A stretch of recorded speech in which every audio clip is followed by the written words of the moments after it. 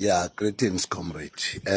Izolo comrades besihlangene nabaqashi baka Cebolethu. Kakhulukazi kuma comrades noma kubasebenzi baka Cebolethu abagcine beziletha ikhalo through TikTok wethu, through ama SMS nama WhatsApp. Sizamile ukuthi sikwazi ukuba invite to our office as MK Labor Desk ukuthi sizoxoxisana nabo. Yesterday they came yesterday. Saxoxa nabo, the HR and the security, they were there in our office, and then we discuss the critical issues abasebenzi abakhala ngazo njengama overtime, uma ngabe kunama funerals kanjalo, ne minimum wage kanjalo,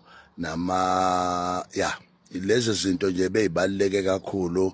Sangena nakwezinye ke engicabanga ukuthi from now sinolunye uhlelo lokuthi siphinde sibonane neCebolethu, sikwazi ukuphinde sideliberate kakhulu kuma issues abasebenzi, ngoba isikhalo sibe sikhulu, but ngajabula ukuthi ngithole inkampani mhlambe complyayo, ngoba kwesisikhathi kuhle ukuthi ama companies akwazi ukucomplya to i-invitation ye-MK Labor Desk. Suke singaqondile ukudila mhlambe aggressive or radical with abantu esithi bangama black owned companies, but nabo bayisebenzisa kakhulu lento yokuba ne-resistance kakhulu yokucabanga ngalendlela ethi kuyinto correct ukuxhaphaza umuntu wakithi omnyama.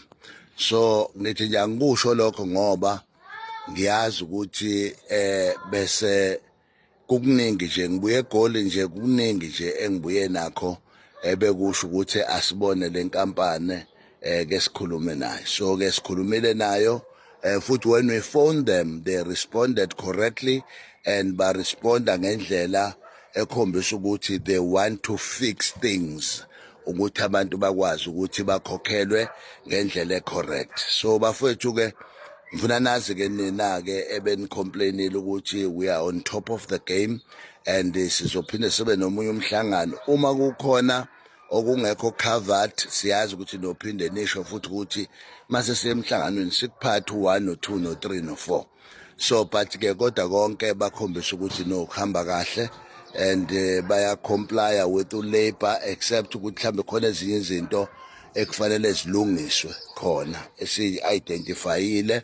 So ngifuna ukuzonikeza leyo report ukuthi no kubukakala ngathi kuhamba ngendlela right. So nakunina abasebenzi ngiyacabanga ukuthi nizoba happy maduzane nje. Uma ningekho happy sikhona njenge MK Labor Desk, akukho kuhluli MK Labor Desk bafowethu.